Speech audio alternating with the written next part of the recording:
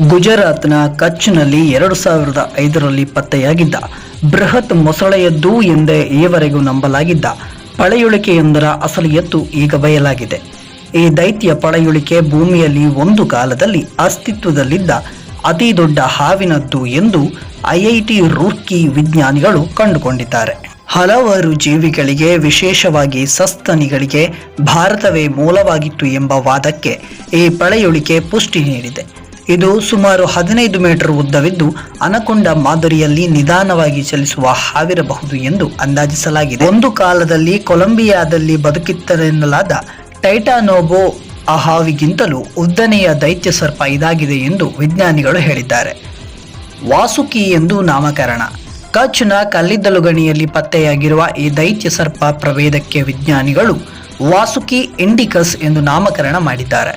ಭಾರತದಲ್ಲಿ ಪತ್ತೆಯಾಗಿರುವ ಕಾರಣ ಶಿವನ ಕೊರಳಲ್ಲಿರುವ ಪುರಾಣದಲ್ಲಿ ಸರ್ಪಗಳ ರಾಜ ಎಂದೇ ಕರೆಯಲ್ಪಡುವ ವಾಸುಕಿ ಹೆಸರನ್ನು ಈ ಹಾವಿಗೆ ಇಡಲಾಗಿದೆ.